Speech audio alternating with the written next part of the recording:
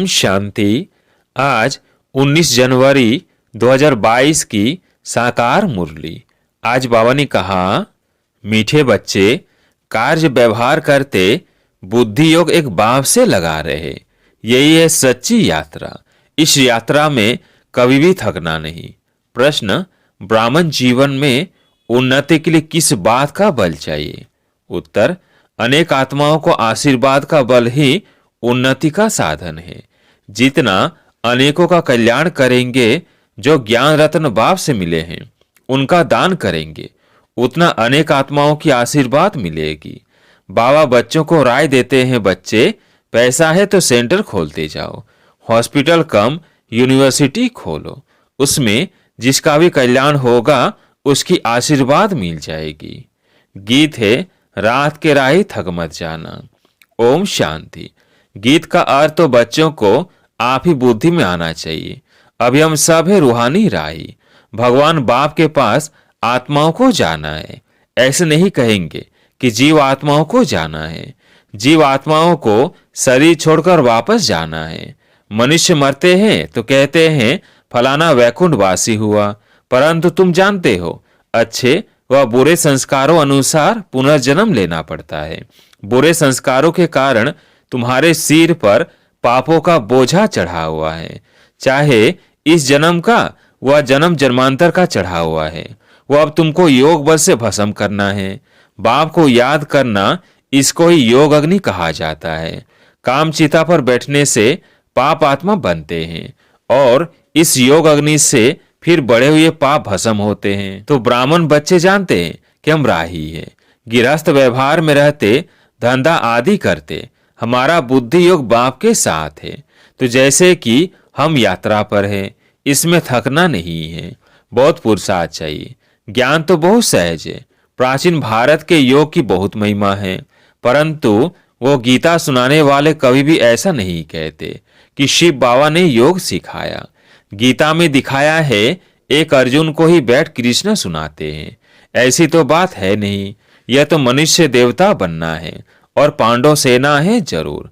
पांडव की सेना को ही नॉलेज मिलती है और पांडवपति ही देते हैं। मनुष्यों को कुछ भी पता नहीं है। आगे चलकर बहुत लोग कहेंगे, बरोबर गीता के भगवान ने 5000 वर्ष पहले ज्ञान दिया था, परंतु यह पता नहीं है कि किसने दिया था। कल्प की आयु का भी पता नहीं है। अपनी अपनी मत देते रहते हैं। गांधी गीता, टैगोर गीता, अंदर में नाम यही डालते हैं। कृष्ण भगवानुवाच अर्जुन प्रति। लड़ाई भी दिखाते हैं, परंतु लड़ाई की बात है नहीं। यहाँ तुम्हारी है योग बल की बात। उन्होंने नाम लगा दिया है लड़ाई का।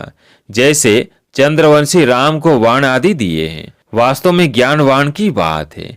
वो नापास हुआ इसलिए निशानी दे दी है। तो त्रेता युगी राम सीता का भी चित्र देना पड़े। घराने होते हैं ना, सूर्यवंशी घराना, चंद्रवंशी घराना।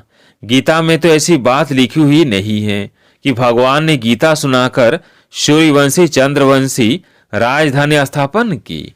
यह तो जरूर है कि गीता है आदि सनातन देवी देवता धर्म का शास्त्र। वह हिंदू कह देते हैं, अपने को देवी देवता धर्म का कह नहीं सकते क्योंकि अपवित्र है।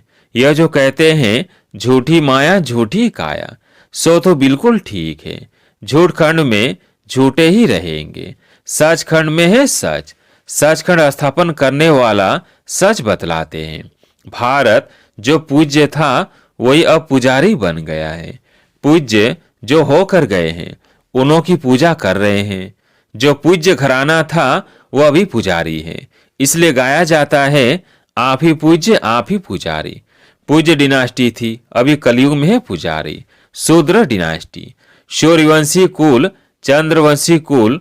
तुम बच्चों को समझाना है कि भारत ऐसा था। चित्र तो है ना, सतयुग में भारत मालामाल था।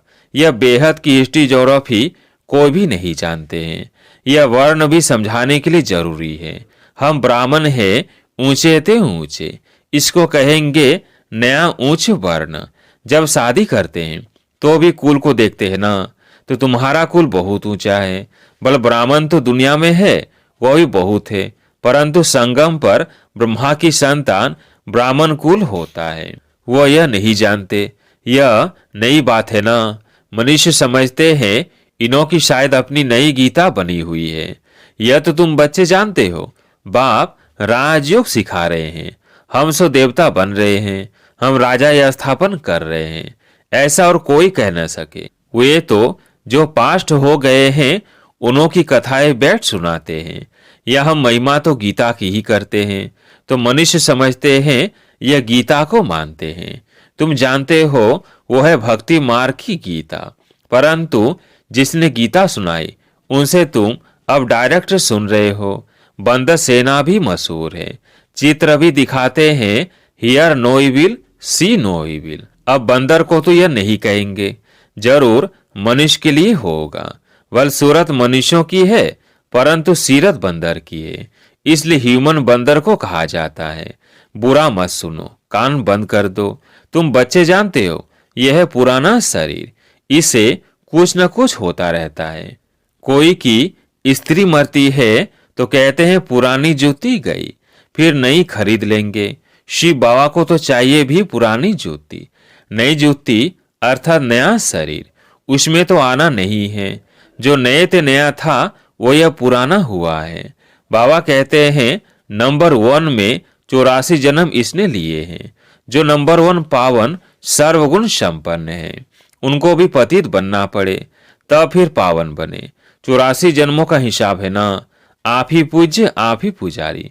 वही श्री नारायण जब खुद पुजारी बनते हैं तो नारायण की बैठ पूजा करते हैं। वंडर है ना। पिछाड़ी के जन्म में भी लक्ष्मी नारायण की पूजा करते थे, परंतु देखा लक्ष्मी दासी बन पांव दबा रही है तो अच्छा नहीं लगा, तो लक्ष्मी का चित्र उड़ाकर शिव नारायण का रख दिया। वही आत्मा फिर पुजारी से पूज्य बनती है।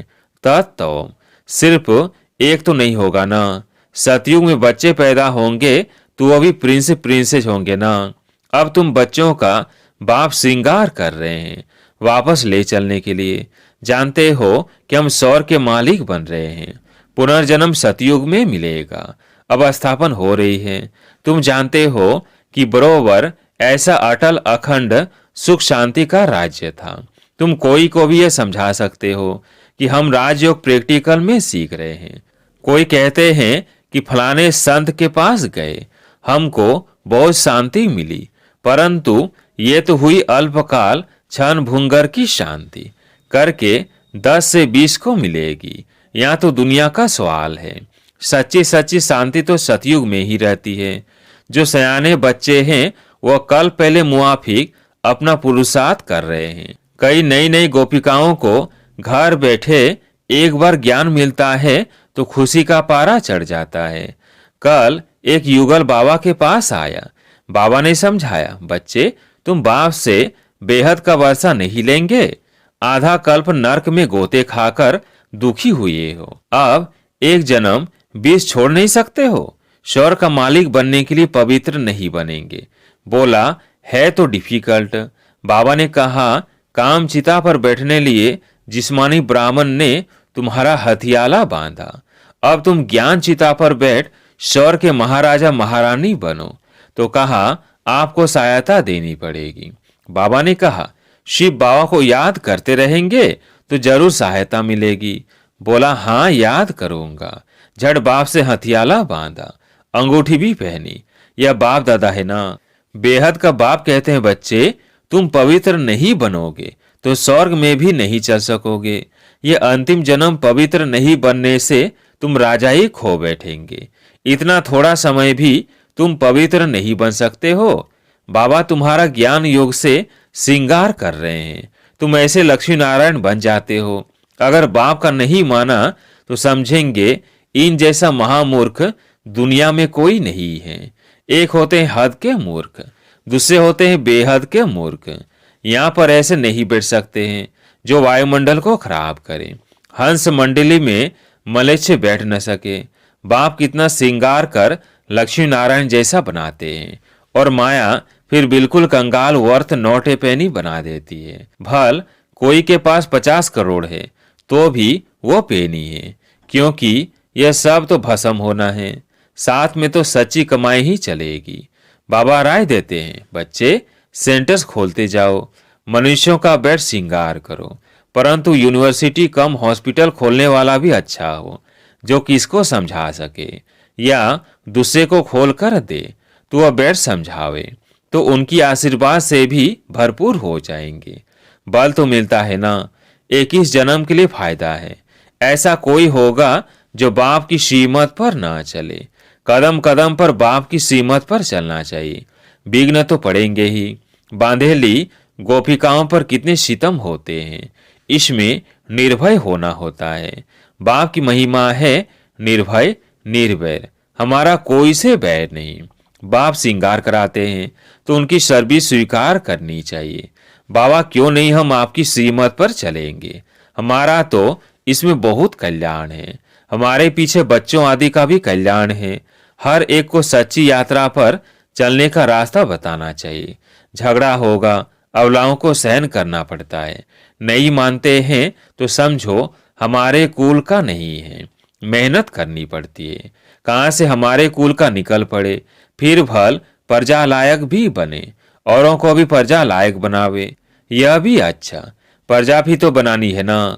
मनुष्य देवता बनाना यह कार्य बाप के सिवाय कोई कर नहीं सकता। तुम ब्राह्मण हो ऊंचते ऊंच, वह है नीचते नीच। तुम हंस वो बगुले, तो जरूर झगड़ा होगा, अत्याचार होंगे। माया रावण ने सबको बर्बाद कर दिया है। बाप आकर आबाद करते हैं, शालबंड बनाते हैं। पिछाड़ी में बादशाही तुम्हारी होगी। लड़ाई के बाद भारत मालामाल बनता है। वो तो जानते नहीं कि इस महाभारी लड़ाई के बाद ही भारत स्वर्ग बनता है। तो अब बच्चों को बहुत अच्छा पुरुषार्थ करना है। भाषण भी रिफाइन करना चाहिए, शंख ध्वनि करनी है, नहीं तो कहेंगे इनके पास शंख नहीं है। भल कमल फूल समान है, चक्र भी है, परंतु शंख नहीं है। बाबा कहते ज्ञानी तो आत्मा ही मुझे प्रिय है। गोपियां भी मुरली पर मस्त होती थी, कृष्ण ने तो मुरली नहीं सुनाई। यह श्री कृष्ण की आत्मा का अंतिम जन्म, जो चक्र लगाकर आई। अब इनको नॉलेज मिली है। तुम जानते हो यह पुरानी दुनिया, इनको फारकती देनी है। अब तुम नई दुनिया के मालिक बन रहे हो। विनाश से पहले पुरानी दुनिया को फारकती देते हो। और फारकती नहीं देंगे तो नई दुनिया से योग भी नहीं लगेगा। रावणपुरी में 63 जन्म दुख भोगते हैं। अब इसको फारकती दे दो। देश सहित जो कुछ भी है इन सभी को फारकती दो, फिर तुम अकेली आत्मा बन मेरे पास आ जाएंगे। अच्छा, मीठे मीठे सिकिलदेव बच्चों प्रति माता पिता बाप दादा का याद प्यार और गुड मॉर्निंग। रूहानी बाप की रूहानी बच्चों को नमस्ते। हम रूहानी बच्चों की रूहानी बाप दादा को याद प्यार गुड मॉर्निंग नमस्ते नमस्ते। धारणा के लिए मुख्य सार। पहला पॉइंट, ज्ञानी तो आत्मा बन शंख ध्वनि करनी है। हर एक को सच्ची यात्रा सिखलानी है, अपनी प्रजा तैयार करनी है। दूसरा पॉइंट, बुद्धि से पुरानी दुनिया को फारकती देना है, नई दुनिया से बुद्धि योग लगाना है, निर्भय निर्वैर बनना है। आज प्यारे मीठे बाबा का वरदान, व्यक्त भाव की आकर्षण से परे अव्यक्त स्थिति का अनुभव करने वाले सर्वबंधन मुक्त भव। व्यक्त भाव की आकर्षण से परे अव्यक्त स्थिति का अनुभव करने वाले सर्वबंधन मुक्त भव। प्रवृत्ति में रहते बंधन मुक्त बनने के लिए संकल्प से भी किसी संबंध में, अपनी देह में और पदार्थों में फंसना नहीं। संकल्प में भी कोई बंधन आकर्षित न करे, क्योंकि संकल्प में आएगा तो संकल्प के बाद फिर कर्म में भी आ जाएगा। इसलिए व्यक्त भाव में आते भी व्यक्त भाव की आकर्षण में नहीं आना, तभी न्यारी और प्यारी अव्यक्त स्थिति का अनुभव कर सकेंगे। स्लोगन, बाप के सहारे का अनुभव करना है तो हद के किनारों का सहारा छोड़ दो। लवलीन स्थिति का अनुभव करो।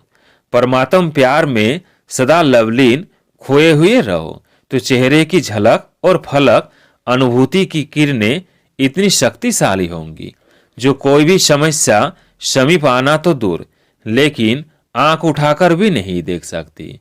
किसी भी प्रकार की मेहनत अनुभव नहीं होगी। अच्छा, ओम शांति।